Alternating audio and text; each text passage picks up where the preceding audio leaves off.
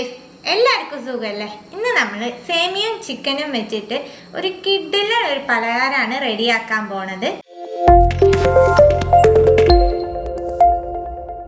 ഞാൻ നീളനുള്ള സേമിയാണ് കേട്ടോ എടുത്തേക്കണേ. ഏത് സേമിയ വേണമെങ്കിലും ഈ പലഹാരത്തിന് നമുക്ക് യൂസ് ചെയ്യാം. ഈ പാക്കറ്റിൽ നിന്ന് 1/4 ഭാഗം എടുക്കണേ ഉള്ളൂ. നിങ്ങൾക്ക് എന്തോരം ആവശ്യം അതനുസരിച്ച് എടുത്തോളൂ കേട്ടോ. ഇതൊന്ന് ചെറുതാക്കി പൊട്ടിച്ച് വയ്ക്കാം.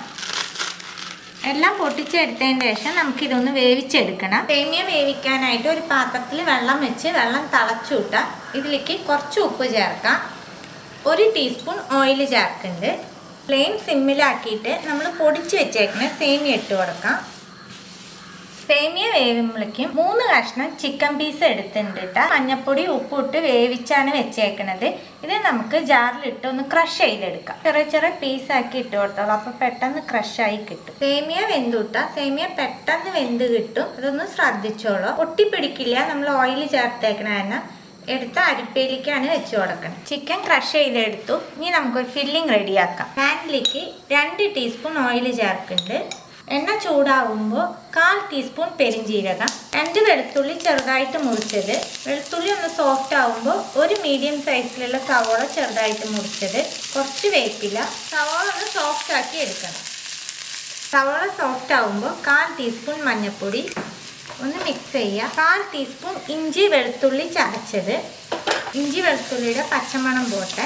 1 teaspoon chicken masala, 1 teaspoon Kashmiri മുളക് പൊടി. എല്ലാം ഒന്ന് മിക്സ് ചെയ്ത് കൊടുത്ത് പൊടിയുടെ പച്ചമണം പോണ വരെ കുക്ക് ചെയ്തെടുക്കാം. പൊടികളുടെ പച്ചമണം പോയതും ഇതിലേക്ക് 1 തക്കാളി ചേർക്കുന്നുണ്ട്.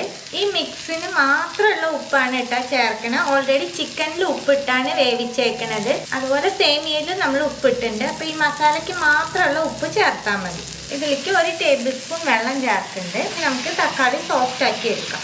തക്കാളി സോഫ്റ്റ് ആകുമ്പോൾ ഇതിലേക്ക് 1/4 ഭാഗം ക്യാപ്സിക്കം ചേർക്കുന്നുണ്ട്. ചതച്ച് വെച്ചേക്കണ ചിക്കൻ ഇട്ട് കൊടുക്കാം.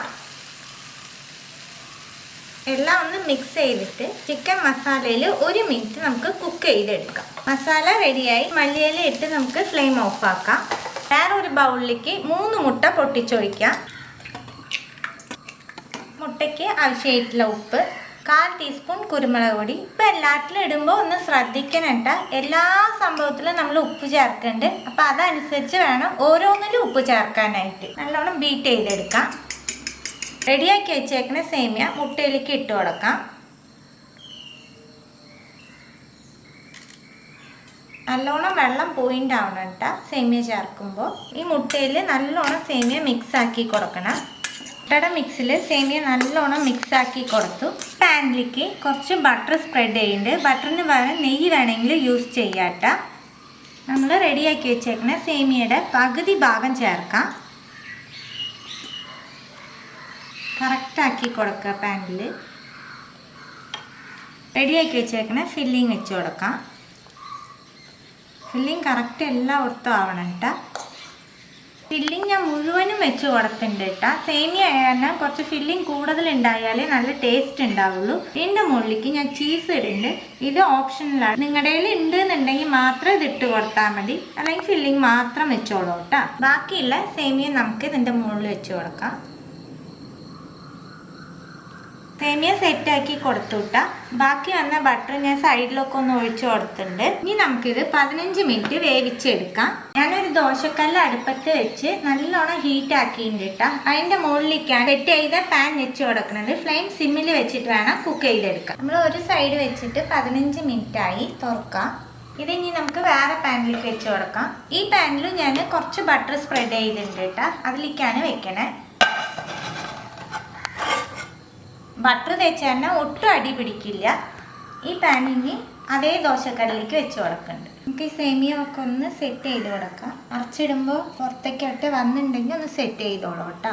അതേപോലെ സിമ്മിൽ വെച്ചിട്ട് ഇനി നമുക്ക് 5 മിനിറ്റ് കുക്ക് ചെയ്താൽ മതി. നമ്മൾ അടിഭാഗം മറിച്ചിട്ടതിന് ശേഷം 5 മിനിറ്റ് കഴിഞ്ഞു. നമുക്ക് ഫ്ലെയിം ഓഫ് ആക്കിയിട്ട് ഇതെടുക്കാം.